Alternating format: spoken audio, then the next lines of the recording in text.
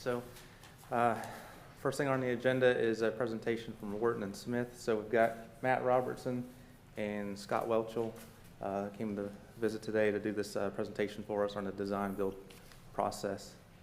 So, y'all come on up. Thanks, Bo.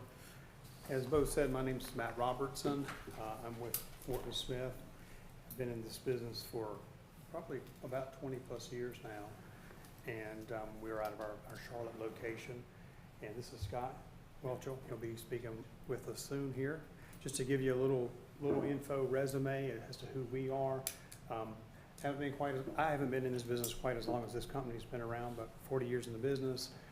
We do probably about $2 billion. I've done probably about $2 billion in collaborative delivery, and so we'll be kind of diving into kind of the pluses and the minuses of how it all works. And hopefully you'll find at the end of this that this session's been informative and helpful, and you're making your decision as to how you want to proceed. So just some basics. We're going to actually touch on two collaborative delivery methods. Design build is a big part of what we're going to talk about, but there's a couple of different primary collaborative delivery methods, and one of those is what's called CMAR. That stands for Construction Management at Risk. And some of the things about construction management at risk is that just like design bid build, the owner still actually has two contracts. The owner has a contract with the architects and the engineers, and the owner still has a contract then with the contractor, which would be considered the construction manager. And typically that's under what's considered a AIA document, a A133, 2019. But as you see on this slide, the owner is always at the top of that. The architect and the engineers are part that report to the owner, and then the construction manager reports to the owner. And then the subcontractors then report then to that construction manager on behalf of the client. The one thing that is very different about the collaborative delivery is that it's not just solely based on low price or the low number that you would have on bid day. So with a construction management at risk or a design build, you typically issue an RFQ, and it's all qualifications based, and that's allowed under the state statute in North Carolina. That's a widely accepted delivery method throughout the United States, and in the private sector, you'd also hear it's called negotiated. One thing I do want to mention, I typically do when we make these presentations, we are fine with it being interactive, so you don't need to have to wait till like at the end of class or what have you, to ask questions.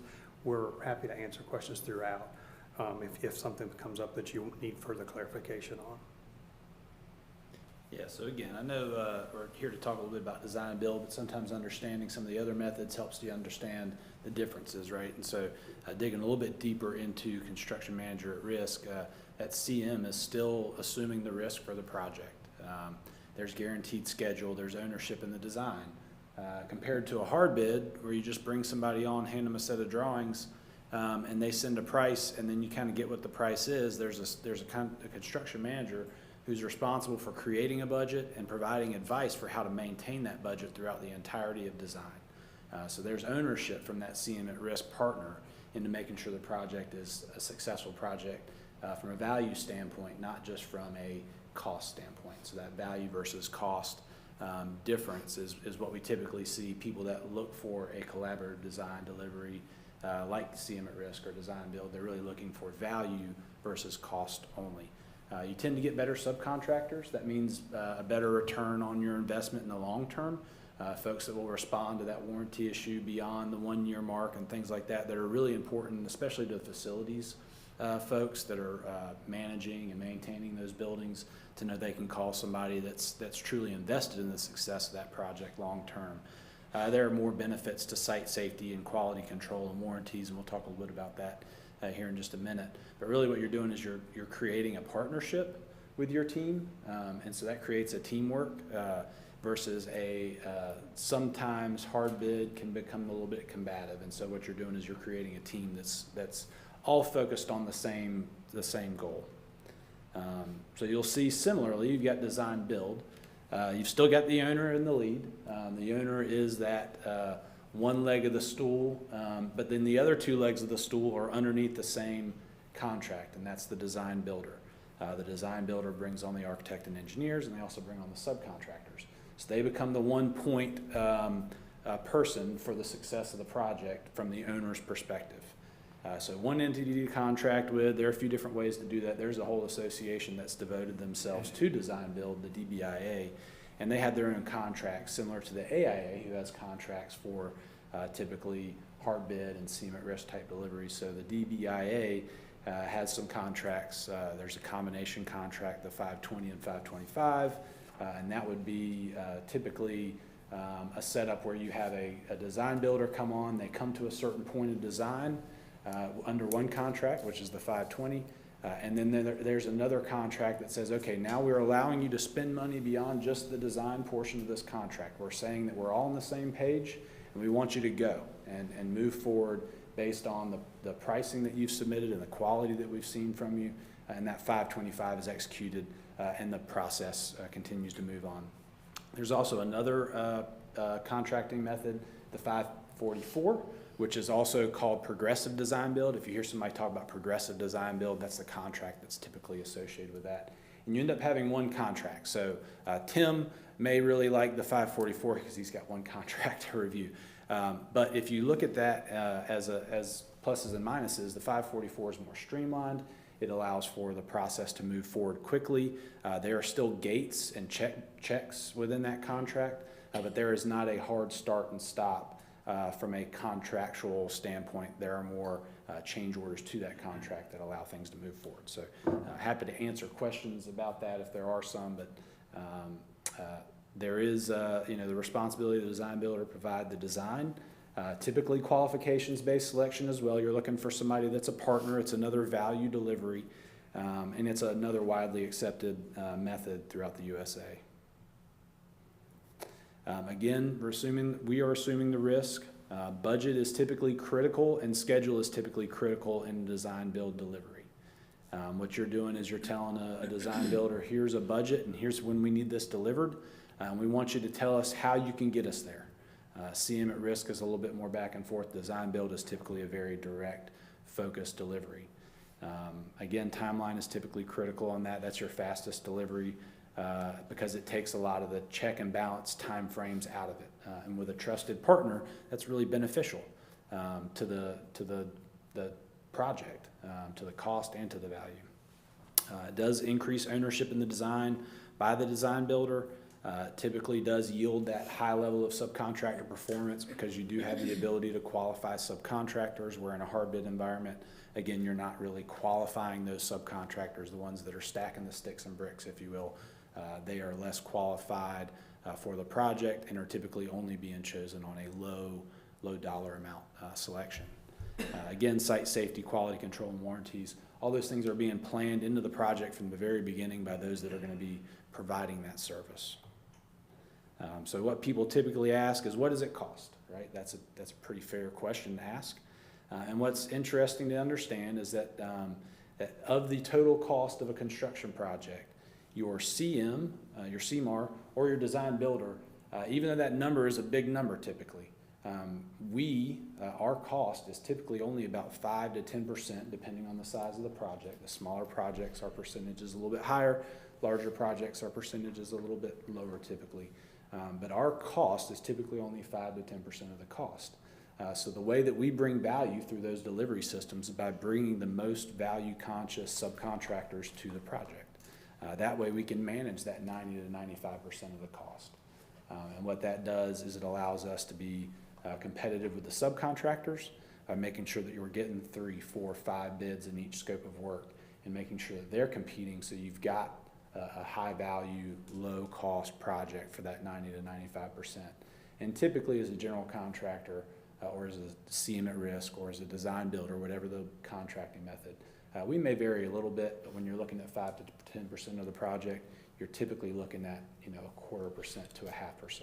And for some people, that difference may be worth it for value. Sorry. Can I ask a question? Yeah. Do you think the situation in Western North Carolina right now will affect that competitive subcontractor position? I think that there will be a lot of work going on, certainly, to repair and rebuild the lives of people that have lost so much during the recent events. But I don't think that will have an effect on, or that will be affecting one delivery method versus the other any differently. I think what we'll see is across the board, you will have subcontractors who are serving both in Western North Carolina and even further east. And so it's going to be the relationships that your general contractor, CM at risk, or design build partner bring to the table to make sure that they're able to get the attention of the subcontractors, as understandably they're getting pulled in a lot of different directions to go serve different needs across our area. Is that okay? So if we look at the services that are provided, again, collaborative, CMAR and design build, they both go through constructability reviews. So the CMAR and the design builder are going to be responsible for reviewing the drawings that are created. In a hard bid scenario, an architect who specializes in code, the approach to making sure that things are code compliant, and making sure that the size of rooms and the space, that people can walk through the space well, and a lot of different things that they focus on. One of the things that they're not specialists in is constructability. And something that is not very constructible tends to be a little bit more expensive because it's just not efficient to build. And so one of the things that people really like, that value side of things, is that a design builder will also take a look at the constructability to try and make sure that what's being built is efficient to build to help keep costs down. So that's that constructability reviews piece. And then the value engineering, again, when you have the GC partner, the design builder on board, what we're going to be doing is taking a look, not at just what the architect has put in front of us as an option, but we're going to look at different ways to do it. Some of those ideas are going to be great. Some of them are going to be terrible. It's all, to each their own in how they receive those ideas, but it's our job to make sure to present options so that decisions can be made on whether or not certain options are the right use for your fire station, police station, whichever the project may be. So you look at this and you say, okay, well, how do we end up coming up with a final number? How do we know how much it's going to cost? And we're like anybody else. We only know what we know. And so the process tends to take us from a big, wide, potential amount of cost as we're trying to determine what the project could be. And the more information we get, that target gets smaller and smaller until we get closer to the bullseye. And so it's our job to make sure we're providing enough information so that everybody on the team feels comfortable with how big that target is, where we are in the process. And as we get more information decided as a team, it's not something we decide for you. As a team, we decide more information. Our target gets smaller and smaller. And so there are different milestones and phases in the design process that are not inherent to design build or CM at risk. They're in both processes. You typically come up with a concept, biggest target there.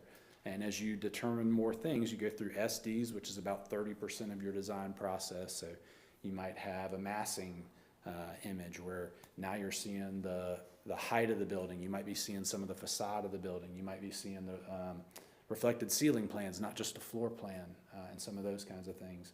You get into DD, which is design development. That's about 60% of the way through design.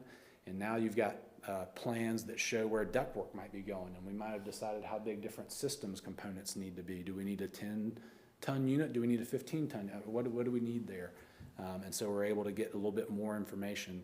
Once we get to CDs, we're really expecting the design team to take all that information and start ensuring that it's code compliant, detailing things. How do we want the corner of that wall to look? How do we want certain systems to tie into each other? If we have wood paneling, how does that tie into the brick wainscot? What do we want that little detail where they meet to look like? And so as we move through those, the more information we get, the more detail we get, the smaller that target gets.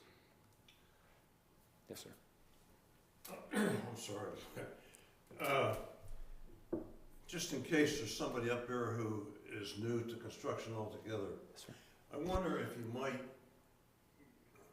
I don't know how to suggest you do this most efficiently, maybe even go back to the first slide. How would you contrast these two with bid design build as driven by an architect? I think you're kind of assuming that we all know what that is, but that's not necessarily the case. Fair point. So, so the way I would contrast it, and maybe I'll go back just to what that is. So the three different methods, if you have a hard bid method, or design, bid, build is another way that people describe that method, is it happens just like it sounds.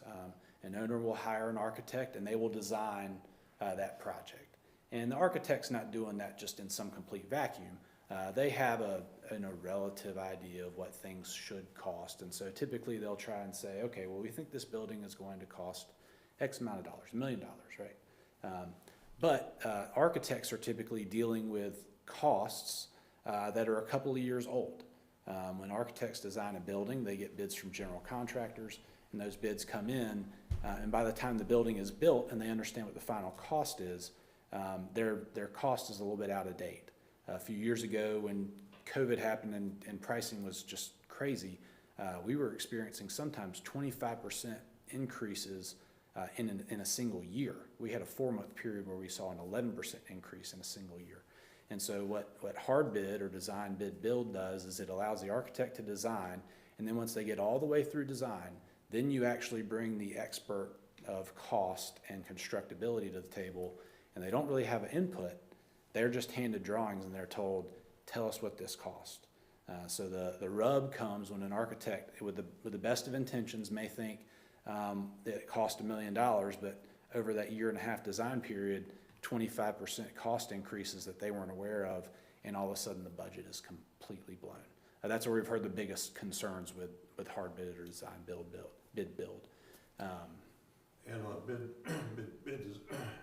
design, bid, and build, who holds the ultimate risk in that case? The owner holds the ultimate risk. I'm sorry? The owner holds the ultimate risk, Right. so town of Valdese. And who's managing the project in that case? So it depends on how the contract's written. A lot of the AIA contracts will typically place the architect as the responsible manager on behalf of the owner. But some towns may hire a separate project manager. Those companies like CBRE and Lincoln Harris and some of those bigger project management companies, there are times where they may hire somebody to step into that role and become a construction agent. And they manage the architect and whoever ends up being the low bid on the project. The risk is also in value there. There's a little bit of there's less of a teamwork setup. You've kind of got two members on a team in that type of a setup. You've got the owner and the architect who are kind of set in their priority of trying to make sure a project hits a budget. The general contractor comes in and just counts how many bricks and how many sticks and how much flooring, and they say this is how much it cost.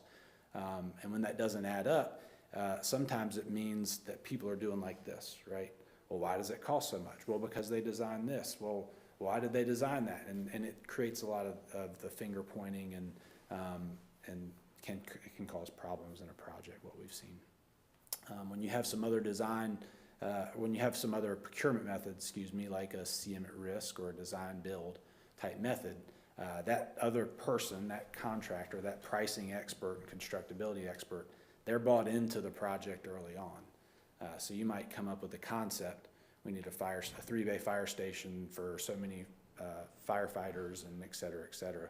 And then you say, okay, we want to bring our design team and our CM at risk team, or we want to bring our design builder in, and we want to talk to them about what we want.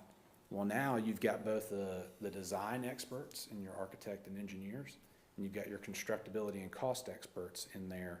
And then you've got the folks that really know what they want, which is everybody here. It's the town, right? And when you get those three legs of the stool supporting the stool working together, that tends to yield the best value is what we've seen for the most part. So in the design, bid, and build, the architect who you contract with an AIA contract is typically on a percent basis, like 15 or 17% of the project, something like that. Is that correct? Yeah, depends on the size of the project and the type. We've seen it as low as 6. Sometimes it's up at 9, 10, 11%. And then there's some standards depending on the project type and thing like that, but that's typically how they'll charge their And services. then in these other two examples, how does the architect get compensated? So they get compensated in the CM at risk delivery. So I'll flip back to that chart real quick. That might help. So in this CM at risk delivery system, they still get compensated directly by the owner. And then the CMAR, the contractor, but the technical term is the CMAR, they get compensated directly by the owner. In the design build method, the owner compensates the design builder, and then the designers, the subcontractors, the suppliers, they all get compensated by the design builder. And so that's that one point of contact, that one responsible person is the design builder for passing along not just the money, but the information and all those other kinds of things. So you all could serve as our design builder? Yes, sir. Is that, okay. Yes, sir. Yeah, we're doing it. Whoever we would choose to go with, but that's what you were talking. Right. Those folks that are in our role would serve as the design builder. We're doing it for town of North Wilkesboro right now. Okay. So you have designated contractors you deal with on a consistent basis? We have a lot of strong relationships. I've been in the market for about 25 years. I learned it from my dad. He'd been in the market for quite a few years before that. And we have a regional reach. And so a good contractor will have strong relationships with the subcontractors that they work with and the design teams that they work with. Not just one, but I would recommend is that a contractor that you're working with has strong relationships with multiple subcontractors and multiple designers that they can bring to the table to suggest as good value team members, so that at the end of the day, the town of Valdese can continue to decide who they want on their team. Because through that relationship, there is the ability to continue making those decisions and say, hey, I know this HVAC contractor might look really good, but they have not been servicing us very well on a handful of our projects. They may not be the best fit for this project, or we've seen really good work from this group. And so there's a lot of that decision making that goes through the process. But you want somebody that's got relationships, I would say, across the board for the best value. What experiences have you had with police departments and fire stations? I'll let Matt give some of the general information on that, but public safety is one of our main focuses as a company. Yeah. That and the training facilities and all those kinds of things that go along with it, major focus for our company. Just took the microphone up a little bit so we can hear a little better. Yeah, sorry. You're good. Yeah. Oh, that's better. So just briefly, to answer your question about experience with, especially on fire stations, we're currently working with the city of Charlotte on 2 projects. One's a renovation project. The other one is a brand new station. It's about 15,000 square feet, and it's being delivered under the construction management at risk delivery method. So I'll give you an example of some of the work that we do, but as a whole, that's a big part. Public safety is a huge part of the work that we do, and you would see that reflected on our website. Okay. Yeah, varying shapes and sizes too, and so there's a lot of examples we could probably provide that might fit something that that might be in mind for what would work here or elsewhere.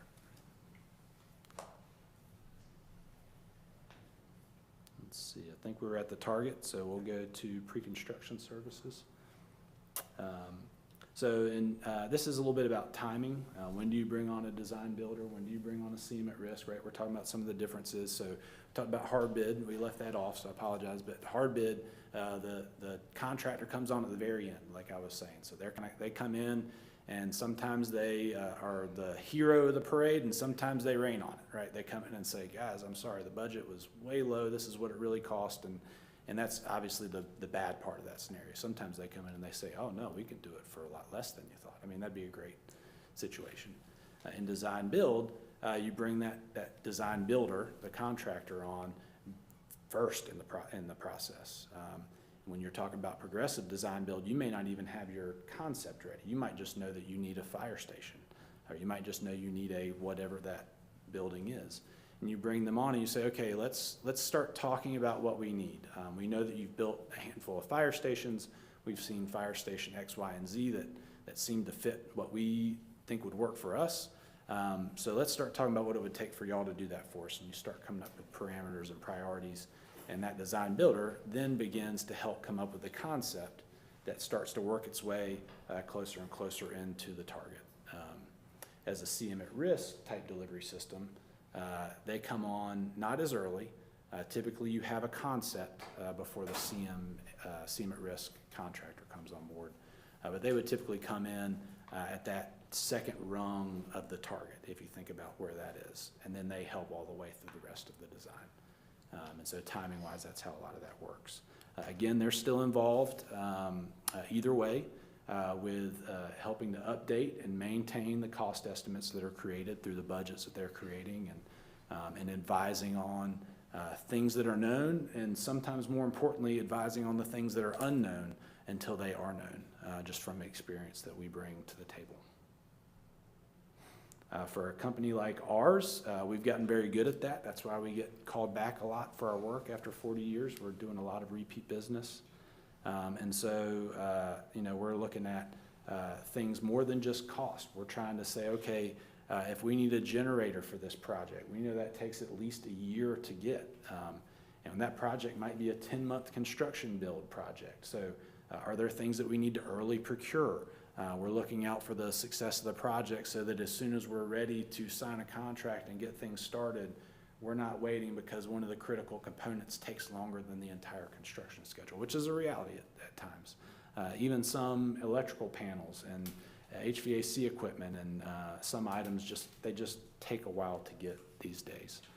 And so that's one of the things we're responsible for looking out for. We work in partnership with the engineers and the architects as they are specifying things.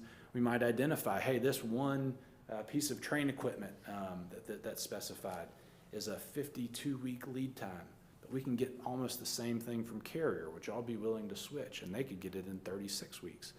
So that the benefit of having a CMAR or design builder on board is that we're taking a look at those constructability type items to provide alternates. And again, sometimes they're great ideas, sometimes they're terrible ideas, but they're ideas that can be brought for a decision to be made. And sometimes people will say, no, Carrier, we will never work with Carrier again. Well, that's fine. We can stay with Trainer or whatever. That managing of early procurement does help manage escalation. Most of the time we're not seeing an 11% increase in cost over a 4-month period like we did a couple of years ago. But that 4 months can make a big difference. If you're in a typical year of escalation, you might be on the low side 3.5%, on the high side you might be 5%. But if you look at that and you think a percent is going to tick off of the budget in 3 months, well that could be a decent amount of money to try and save. And so there are decisions that can be made, and by having a contractor on board, a design builder on board, we can provide pricing real time to say, is this something that you would like to release now? And then the decision can be made. A cost-benefit analysis can be done. Even if it's something that's not needed to be ordered, if it's expensive enough and the cost is volatile enough, we may say it is worth it to go ahead and place the order for this piece of equipment and store it somewhere in a bonded warehouse, just so we don't have to worry about the volatility in pricing. Not always, but at times that's the right decision. Again, we talked about subcontractors. We don't just work with the same subcontractors. By state statute, we wouldn't even be allowed to, but it wouldn't be something we would recommend for any end user anyways. I don't think that would be the best value. When we bring our expertise, we bring the expertise of our subcontractor and trade partners. But what we've seen is there are a handful that are very good at what they're doing, sometimes more than that. So we want to bring all those to the table. So that they can take a look at the project, they can bring their value, they can qualify for the project. We want to make sure that they're bondable. We don't want them going out of business during the middle of the project. That doesn't work well for anybody. But we want to make sure they know what they're doing, that they are an expert in their trade. And so what this does benefit the project with is making sure that a subcontractor doesn't come in and they've decided for the first time ever that they've been digging ditches, but they want to learn how to do HVAC, and they're just going to bid on HVAC in this project, we can prevent those kinds of things from happening through these processes. We use a completely open book process. CMAR and Design Build are both completely open book. What you would see is every number that comes in from a subcontractor, when we are sending out to the subcontractors to bid, when we're at that early stage concept design, the biggest part of the target, and as we get closer and closer in, y'all are looking at every stick and brick that we've counted. Y'all are looking at the quantity of concrete that we have assumed is necessary. Before the architect and engineers have sized the footings for the building, we've made those assumptions so that we can say, this is what we think is going to be needed.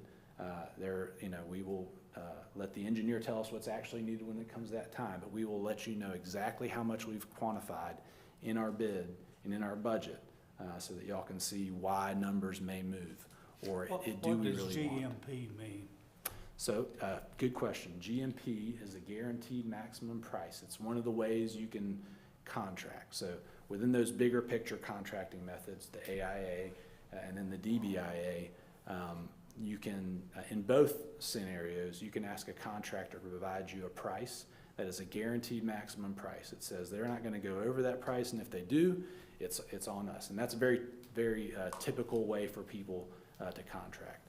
So if you go back a slide and look at, a couple slides, like an emergency generator there, that's 57 weeks lead time. What does that mean? It's gonna be good for 57 weeks after it's bid, or what does that mean? So that would mean, and they're not all this long, so different generators and different sizes will be different lead times, but there are a lot of generators that right now are taking longer than a year from the time we place the order to the time they actually hit the job site. So that lead time is the amount of time it's gonna take from the time we place the order to the time it actually shows up. And then we can start installing it and hooking everything up, so. So if we were to order a generator today, it'd be over a year before we get it? Depending on the size, yes, sir. Yeah. And the manufacturer, a lot of things, but when we look at generators, we just know, check that now, right? We wanna know what we're assuming, because those are, a lot of these on this list are just typically long lead items, and there are things we can try to do to work around that, early procurement, or even finding substitute products that could possibly serve the same purpose. Yes, sir.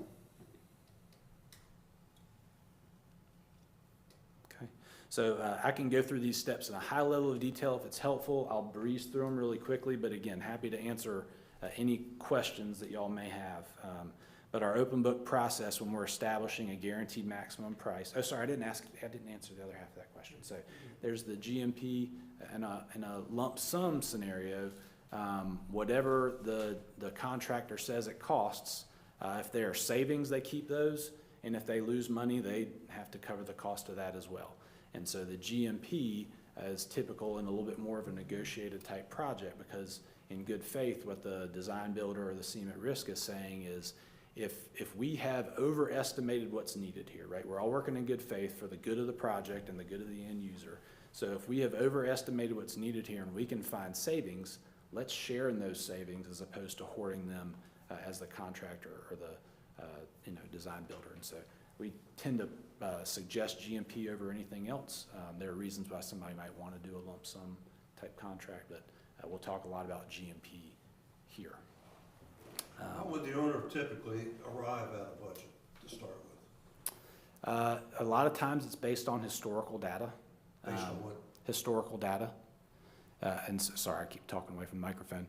So if we know that typically fire stations cost X dollars a square foot, and we were to say we need about X amount of square feet, it's just it's simple arithmetic to come up with it. The building piece is typically a little bit easier to do that with. Your standard deviation between what actually comes out and the decisions that you can make is a lot smaller. The risk typically comes more in the site, because the site is very specific to what's chosen. The soils are going to be completely different. The grade on the site can be completely different. You may have rock that you have to work around. You may have a pond in the middle. I mean, there's a lot of different things that can change there. And so what we do is we come in and we can help provide some of that data. If y'all just wanted to ask that question, I could bring the right people in to answer that question as just a part of helping to plan things. We do that for folks all the time. But when we come on board, when we're hired to be on board, we don't do more of the broad stroke type estimating. What you'll see, even before there's a set of drawings, when there's just some sketches that are outlining what's determined in a program, that's assuming that we need a certain amount of square foot for this use and a certain amount of square foot for that use, then we will put together a very detailed budget that makes a lot of assumptions, but qualifies all those assumptions so we can understand what those assumptions are based on. But yeah, if the detail of that answer, if you did have one, I might not know the answer, but I could definitely find the answer out for you if you wanted to know some typical cost per square foot numbers to figure. Do you have a ratio on renovation versus new construction? Is there a?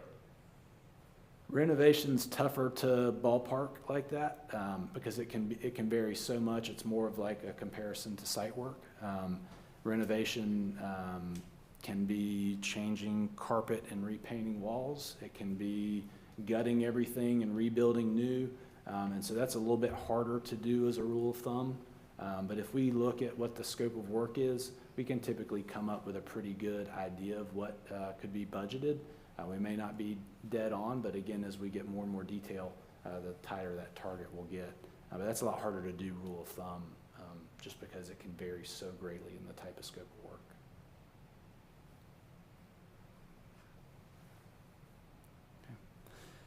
So our process will determine bid packages. That's a really important step in trying to reach out to the subcontractor community. Our goal is to make sure that it's including a lot of different types of companies. We don't want to just hire the largest subcontractors in the state of North Carolina or South Carolina and bring them to the table. What we want to do is spread the work around. We want to make sure that local contractors are pricing and participating in the work. We want to make sure that disadvantaged businesses have an opportunity to participate in the work. And so what we do is we focus on sizing packages, which is required by the state as a part of the process. We focus on sizing those packages to allow for the greatest amount of participation where it makes sense.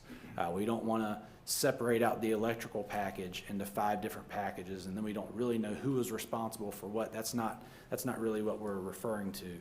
But if we can take a look and say, well, okay, we'll separate the carpet from the resilient flooring, and we'll separate the resilient flooring from the polished concrete. And now all of a sudden we've created small enough packages where the smaller contractors that might be deterred from pursuing a project of this size can actually see themselves pursuing it and keeping those dollars here locally if that's where they're based out of. So that's what we mean by determining work packages.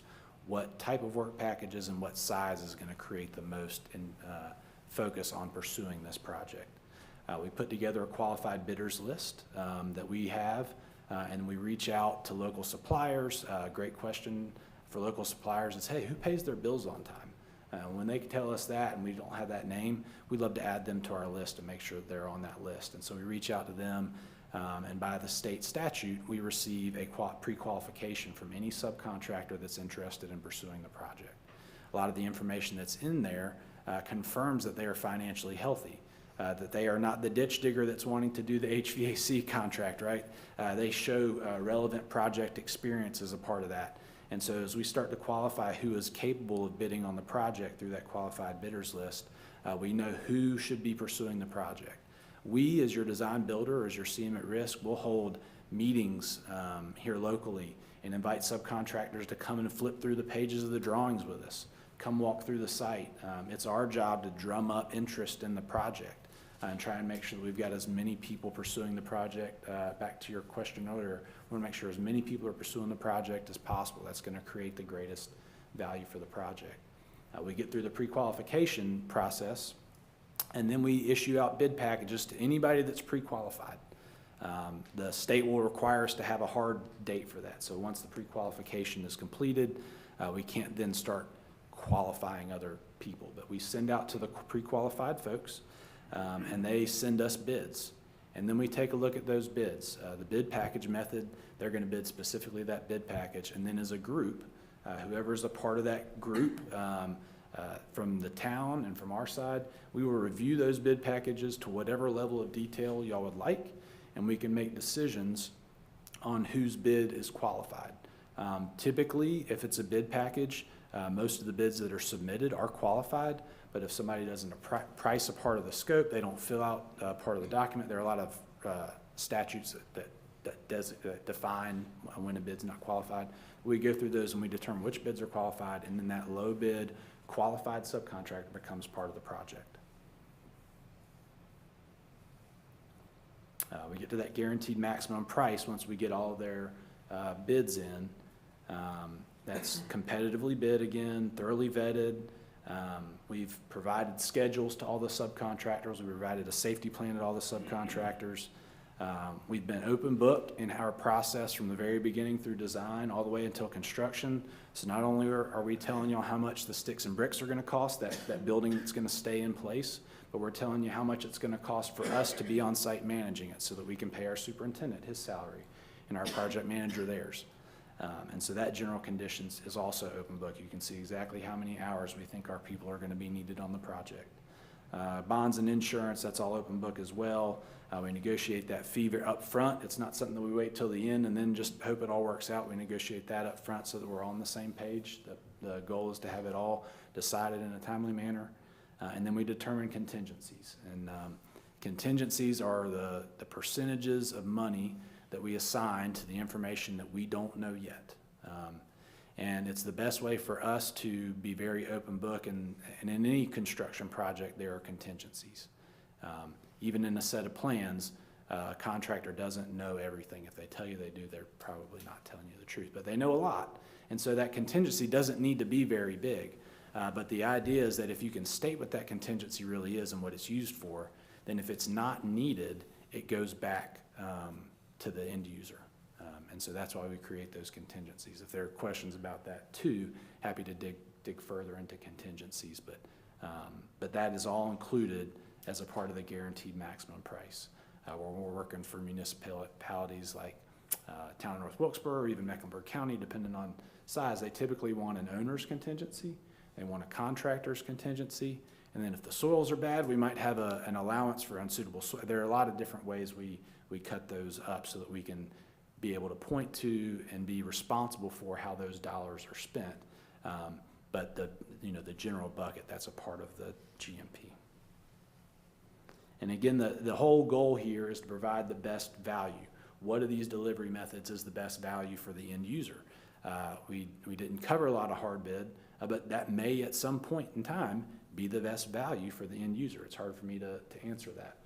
Where we have seen projects work out the best is typically in a collaborative method, because you have all three groups, all three sets of expertise in what is wanted, expertise in how to design it, and expertise in how to build it and what it should cost. When you have all those three at the table early on, it does help limit the questions that come up later in the project. It doesn't mean they don't come up, but it helps limit those through the process.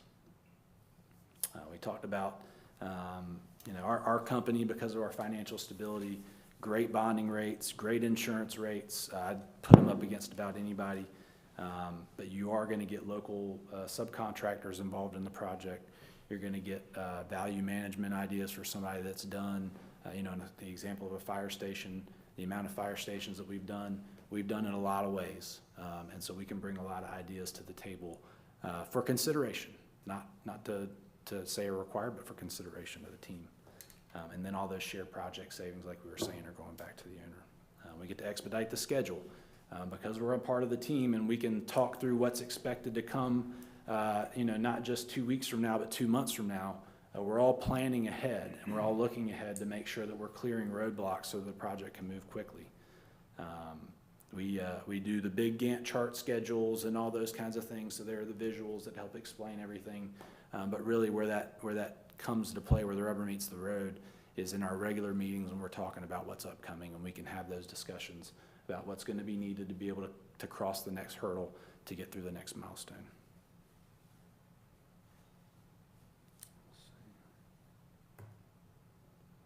So there are some advantages and disadvantages to any delivery method. I wouldn't say that any one is the perfect answer for anybody all the time, but some of them will be the right answer some of the time.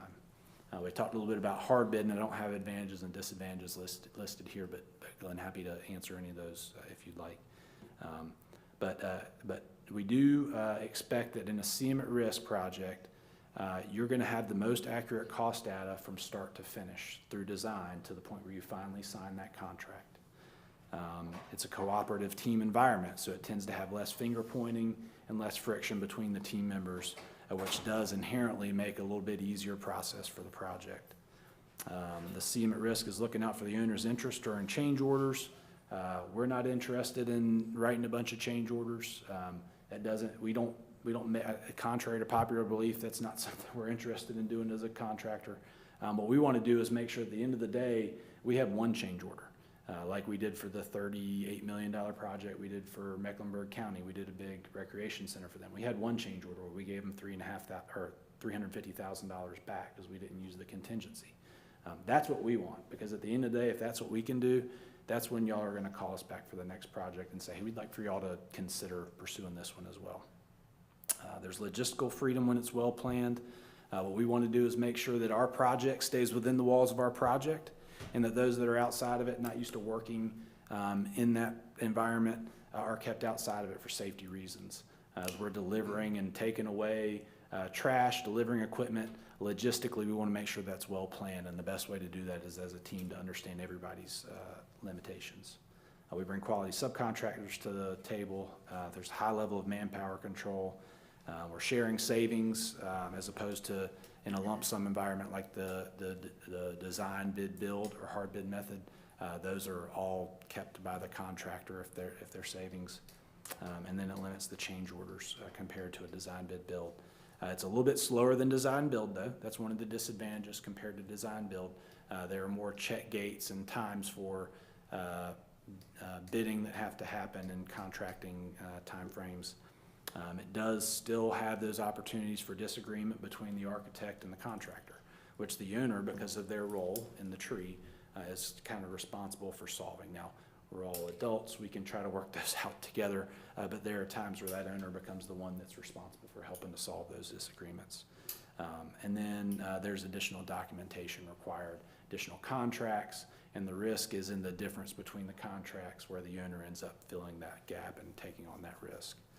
And then there's a little bit of a learning curve for this CM at risk delivery method for an owner that's never used it before, and trying to manage those two groups. In design build, a lot of similar advantages you'll see, but there is one that's very different. You have one single source of responsibility, one person to applaud or yell at, depending on the situation, but that is the benefit of a design build setup. Again, accurate cost data. You've got the cost experts at the table. The cooperative team environment is there. You have a concurrent process that reduces the project timeline and the schedule, as opposed to a design team designing up until a milestone, say that SD milestone or the DD milestone. Your design builder is involved in the design process every step of the way. And so that helps limit some of those milestone checks as the target gets smaller and smaller. It limits some of those milestone checks. The design builder is looking out for the owner's interest. There are logistical freedoms when it's well planned. If we can set goals up front, this is our budget, this is what we want, that helps us get off to the races quickly in design build. There's a high level of quality control. We set those quality parameters early. We understand early on what questions to ask from our perspective. Our design team understands what questions to ask early on. And so we set that stage for the quality that's expected early on, as opposed to hoping that it works out in the end. We've got a high level of manpower control. Similarly, quality subcontractors and shared savings, again, exist in that design build delivery.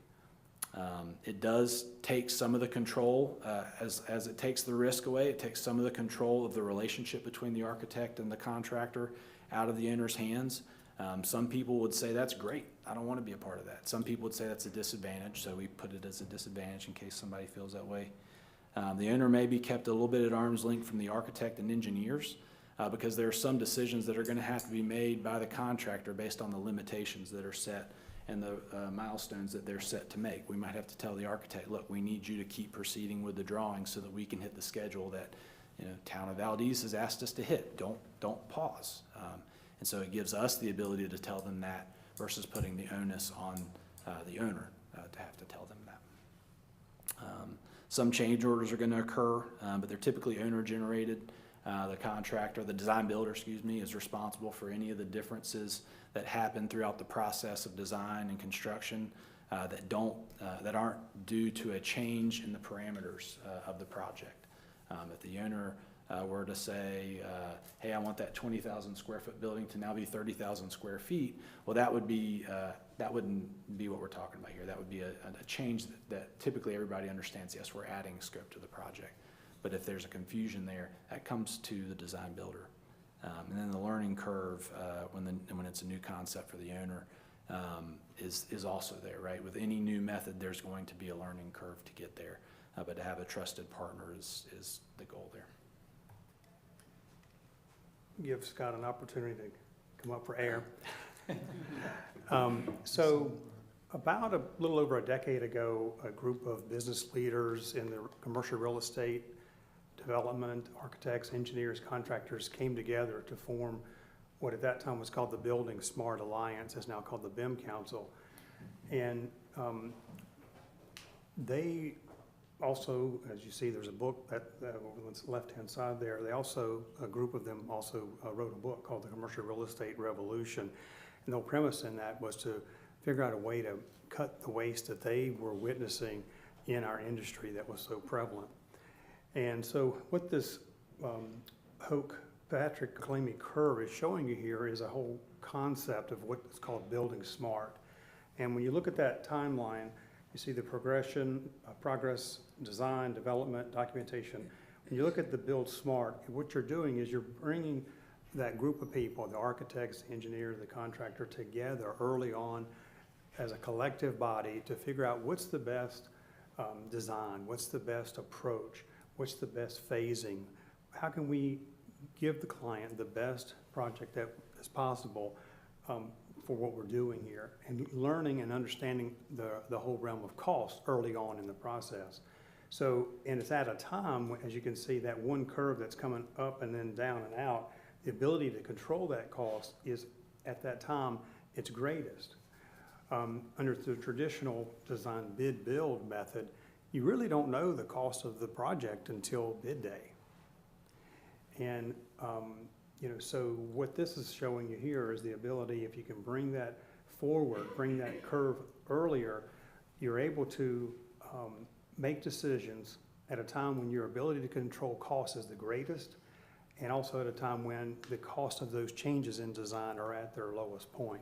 As time goes out, as we get further into construction, that's the worst time to make a change because it's going to cost you the most money. And that's kind of what this is trying to represent. But I would say anecdotally, in the last 10 to 15 years since that book was written, we've seen a lot of progress in this regard, where a lot of municipalities have made that shift to a more collaborative process that, like we talked about today. I would say, Scott, probably just this year alone, we've had at least a half a dozen municipalities either made the switch to either design build on projects or construction management at risk, or they're in the process of doing what you're doing today, which is looking at it and saying, is this the right fit for us? So I commend you for taking this on, because it's certainly something that a lot of folks are really giving strong consideration. But just kind of wrapping things up, what we find again is it's a team-centered approach. The amount of change orders and the amount of risk seems to be mitigated at its highest for the owner. Seem to get a much higher quality project. The delivery, it's a faster process, and the ability to have a safe execution of the project is at its highest as well. We'd like to open up the floor for any additional questions that you guys may have at this point, because we want to make sure that there's clarity around, and we've talked about a lot of things today. So, could you talk a little bit about the size of the project? Whether budget size or square footage, and then the type of project, a new construction versus a pre-engineered building versus remodeling an old building. How those factors would fall into one or the other of these, or is there some point at which in size your company would not want to get involved in it because it's just so small? Sure. Yeah, so if the question is about for Wharton Smith and our interest in projects, generally speaking, our focus is on working with the right end user. There are a lot of folks out there right now that are offering work, but we would really like to work with folks that are focused on community and understand collaborative delivery. For project sizes and types, we really specialize working for municipalities, whether it's public safety like we're talking about here, or K through 12 and higher ed type work. If we're looking at a town hall or what, that's where we typically specialize.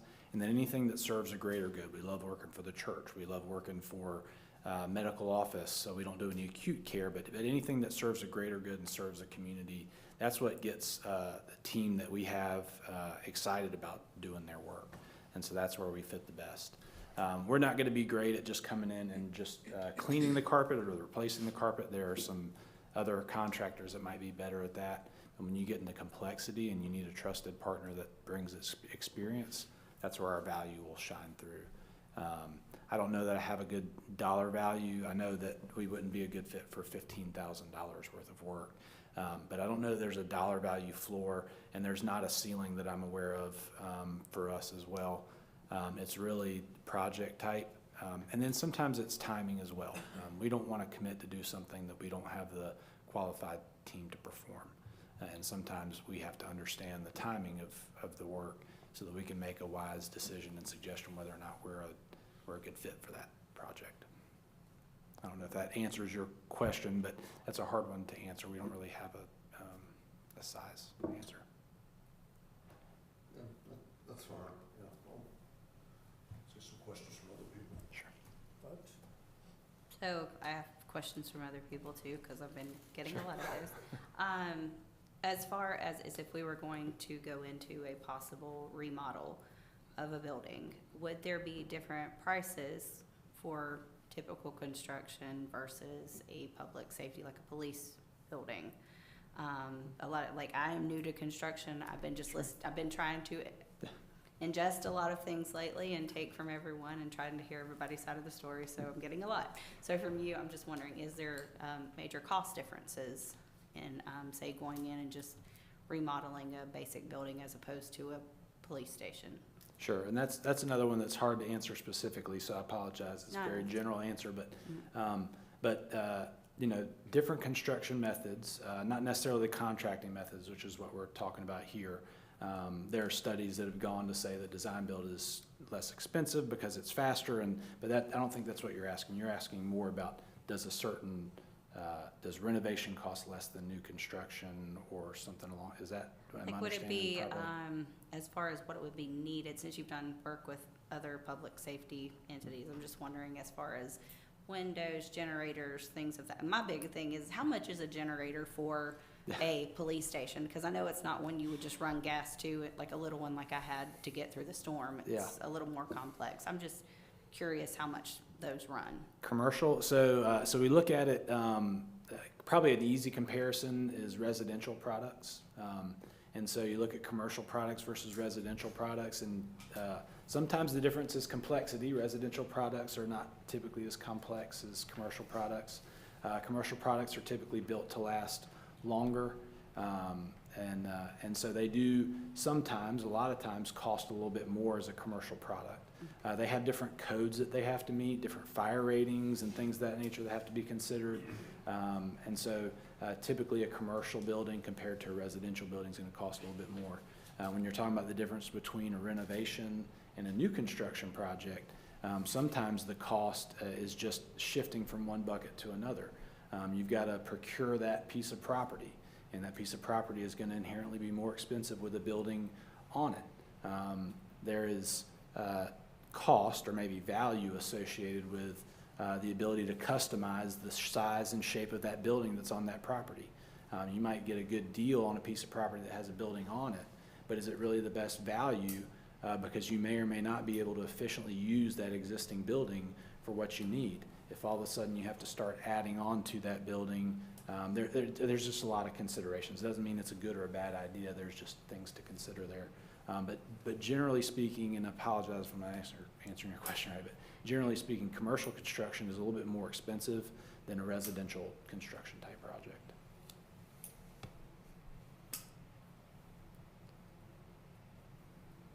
Anyone else? Thank you. Yes, sir. Thank y'all. Thank y'all very much. Appreciate your time.